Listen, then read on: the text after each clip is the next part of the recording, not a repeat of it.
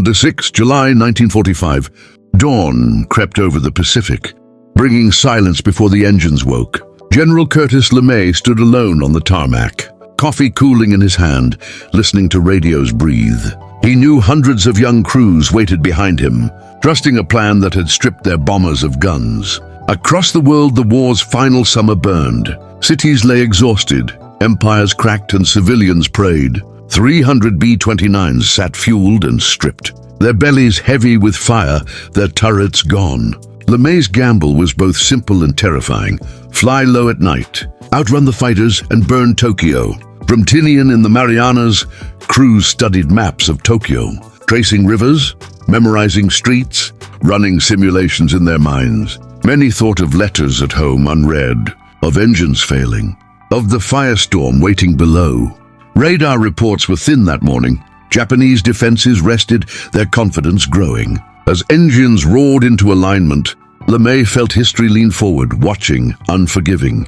Weather officers whispered about winds over Honshu, calculations shifting quietly, margins disappearing. In Tokyo, families slept beneath paper roofs, unaware of doctrine, of strategy, of fate approaching. LeMay carried orders from Washington, a pressure from months of loss, certainty born from cold arithmetic. Each bomber held incendiaries stacked like logic, designed to merge fires, to create storms. No guns meant faith in speed alone, faith in darkness, faith in command. The first aircraft rolled forward, clocks synchronized. Steel lifted reluctantly, and destiny followed. Night fell on 9 March 1945, though the mission had begun long before darkness. High above the Pacific, the B-29s stretched into loose streams, engines droning, crews silent. Pilots descended deliberately, throttles eased back. Clouds swallowing the moonlight, Tokyo growing closer. LeMay flew ahead in the command aircraft, trusting calculations, trusting that fear would sharpen focus. Japanese radar flickered weakly. Operators were confused, expecting high altitude, not shadows below. At 5,000 feet, bomb bays opened, cold air rushing in, men tightening their grips. Navigator voices cut through headsets, rivers confirmed, coastlines matched memory, timing precise. Below, Tokyo's wooden districts lay dense, dry from winter winds, primed unknowingly. The first incendiaries fell near the docks, small sparks at first, almost polite. Then the wind caught flame, alleyways breathed fire. Roofs collapsed inward, streets ignited. B-29s followed paths of burning light, releasing patterns, boxes of destruction unspooled. Anti-aircraft guns fired blindly, shells bursting too high. Too slow, misjudging altitude. Fighters tried to rise, engines coughing. Pilots shocked by speed, darkness closing. Inside one bomber, a gunner watched flames join together, forming something alive. Heat columns rose violently. Aircraft bucked, instruments shook. Oxygen thinned suddenly. LeMay monitored reports calmly, noting wind strength, noting success, noting inevitability. On the ground, civilians fled canals, carrying children, smoke erasing direction, screams vanishing. Firestorms fed themselves, oxygen consumed. Entire wards burned simultaneously, uncontrollable. As bombers turned south, fuel gauges dipped. Relief mixed with dread, silence returning. Morning arrived on 10 March 1945, revealing a city that no longer resembled itself. Smoke hung over Tokyo Bay, drifting inland, heavy, as survivors emerged slowly. From the air, reconnaissance crews returned, cameras clicking, documenting blocks erased completely.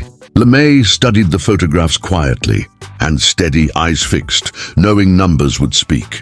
Estimates climbed by the hour, casualties uncertain, devastation undeniable, doctrine brutally vindicated. In Washington, analysts absorbed reports, stunned by efficiency, relieved by momentum gained. Japan's leadership convened in confusion, ministries burned, communications fractured, authority shaken. Yet surrender did not come. Pride endured, calculations shifted, but resolve hardened. B-29 crews debriefed on Tinian, exhaustion written on faces. Some avoided eye contact. One pilot described wind lifting fire upward. Another recalled seeing people running endlessly. Chaplains listened without interruption. offering silence, unable to absolve or explain. LeMay addressed commanders later, voice firm, insisting pressure must continue relentlessly. Factories had vanished, workers dead or displaced. Production slowed dramatically overnight. Still, intelligence warned resistance remained, islands fortified, millions prepared to fight. Urban Japan lay exposed now, defenses thin, night skies vulnerable. Crews sensed escalation ahead, training intensified. Missions scheduled closer together. Across the Pacific, civilians heard rumors of burning cities, of unstoppable silver aircraft. History pressed onward unforgiving, demanding further choices, harsher still. By 11 March 1945, plans expanded rapidly. Maps spread across tables, urgency thickened. LeMay pushed commanders harder, emphasizing speed over altitude, repeating lessons learned without apology. On Tinian's runways, ground crews worked non-stop, loading incendiaries, checking engines. Pilots marked new targets nightly. Nagoya, Osaka, Kobe, names spoken flatly, routines hardened. Each briefing felt heavier, familiarity replacing fear. Morality unspoken, deliberately. Japanese defenses strained further. Fuel shortages deepened. Pilots lacked training desperately. Night fighters rose occasionally, silhouetted briefly by fires, then vanished overwhelmed. Cities burned in sequence, patterns refined through data. Destruction normalized quietly. On 12 March 1945, Nagoya absorbed its first firestorm, factories disappearing. Workers fled through smoke, carrying tools and children. Order collapsing completely. LeMay tracked tonnage carefully, adjusting routes nightly, pressing advantage relentlessly. B-29 losses remained low, confidence growing among crews, superstition following inevitably. Yet unease lingered quietly, letters home shortened, sleep fractured persistently. Across Asia, the war shifted.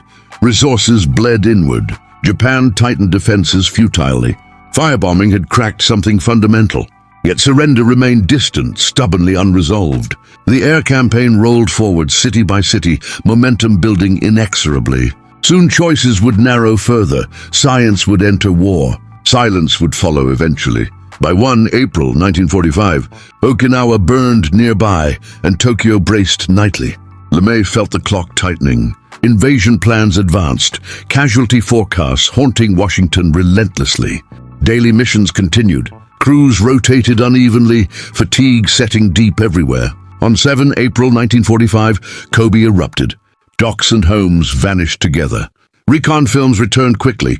Analysts measured blocks lost, graphs climbing silently upward. Japanese leaders argued fiercely. The army demanded honor. The Navy saw ruin approaching. Civil defense collapsed further. Shelters failed, water ran out completely. American crews noticed fewer traces. Radar silence spread, confidence hardened dangerously. LeMay rejected daylight precision.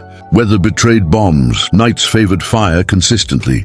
And at 15 April 1945, Tokyo endured again, smaller raids, probing defenses. Letters from home arrived late. Victory felt close, guilt felt nearer somehow. Strategists debated blockade effects. Starvation loomed, timelines blurred badly. Okinawa's casualty lists circulated, sharpening resolve, darkening options further. Behind closed doors, science advanced. A different answer forming quietly nearby. LeMay sensed limits approaching. Cities dwindled, thresholds neared fast. The air campaign pressed on, awaiting decision. Tensions stretched thin. By late spring, momentum held, but certainty had vanished uneasily now. Another path was coming, untested and final, just beyond view, ahead. In early summer, by 1 June 1945, the air war slowed, not softened. Tokyo lay scarred and hollow, yet factories dispersed. Resistance adapted stubbornly. LeMay reviewed strike maps again, noticing empty spaces. Targets were exhausted, options narrowing. Crews sensed a pause. Flights shortened, briefings changed tone, quieter. At Guam and Tinian, rumors spread softly about a weapon, unprecedented, secret. Few understood its nature. Fewer asked. Fatigue dulled curiosity. Caution prevailed. On 18 June 1945, invasion planners presented projections, numbers climbing horrifyingly. Truman listened carefully, absorbing charts, casualty curves, political consequences silently. LeMay was not present, but his work shaped the room unmistakably. The fire raids had proven airpower's reach, but not its finality, not yet. Japanese cities still functioned partially. Rail lines repaired, morale bent, unbroken. Intercepts revealed civilians starving. Soldiers trained with bamboo, resolve ideological, fierce. B-29 crews trained regardless. Navigation drills repeated, routes rehearsed methodically. Some aircraft were modified quietly.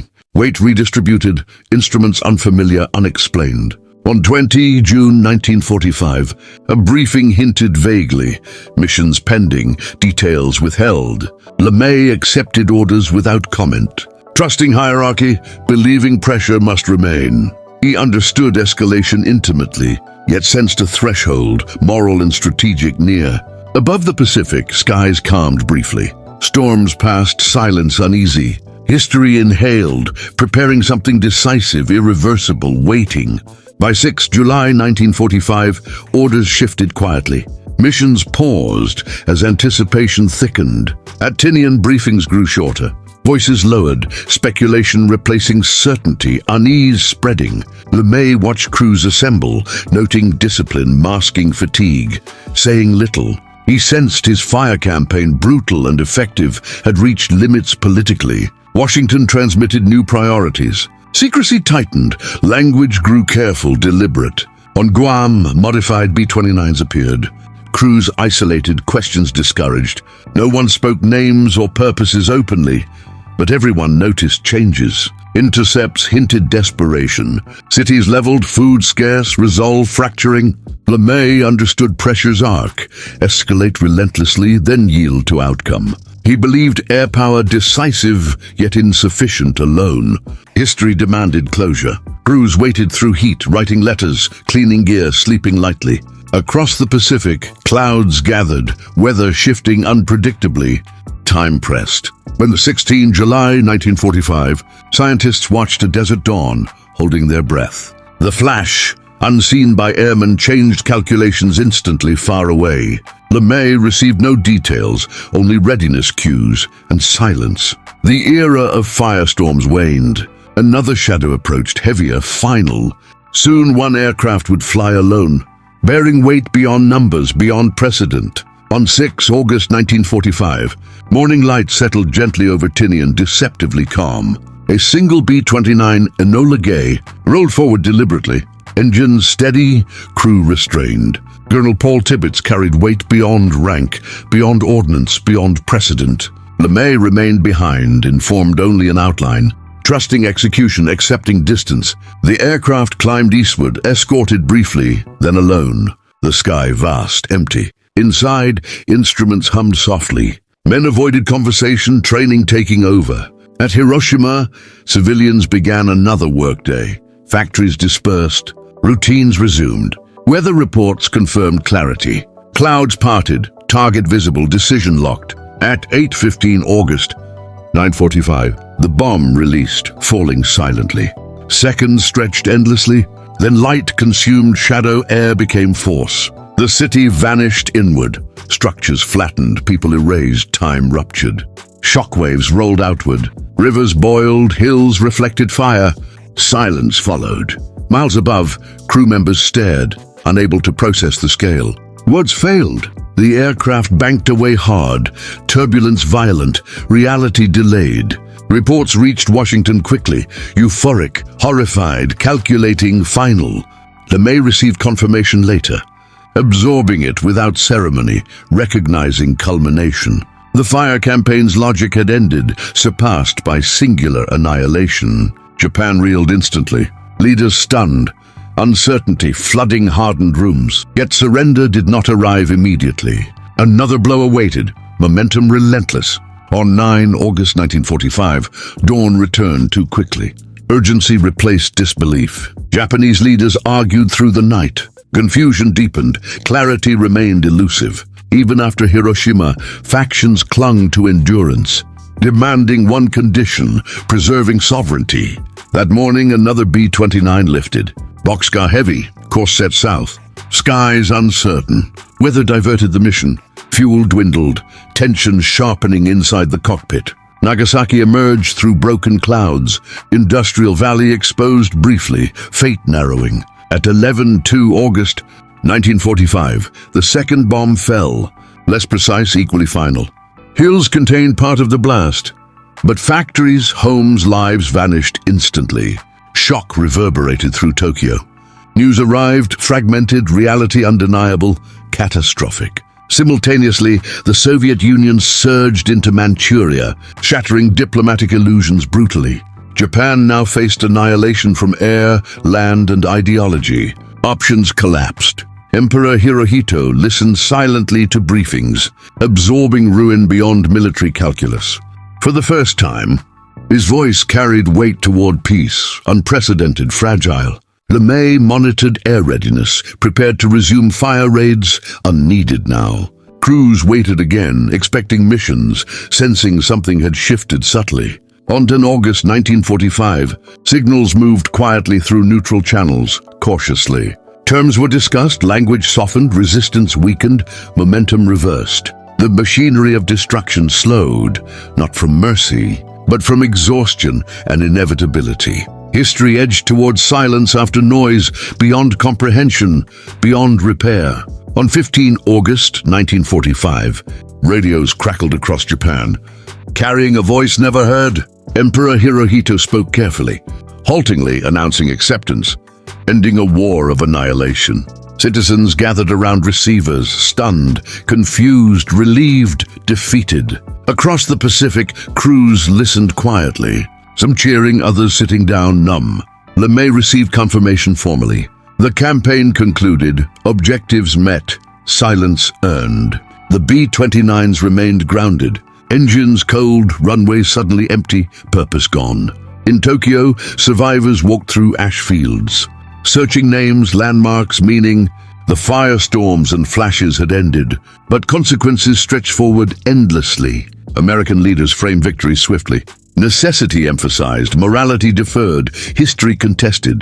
LeMay defended his methods later, citing numbers. Invasions avoided, lives saved. Others questioned the cost. Precedent set, humanity crossed. Debates remained unresolved. For air crews, memories persisted vividly. Smells, heat, light, faces. The age of total war had peaked. Technology outran restraint decisively. World War II closed not with parades first, but with silence, shock. Cities would rebuild, alliances shift, enemies reconcile, scars remain. Above all, the gamble of zero guns, speed over armor changed warfare. 300 bombers over Tokyo rewrote doctrine, ethics, and futures. History judged slowly, unevenly, shaped by perspective and pain. What remained was a warning written in fire and light, unforgettable.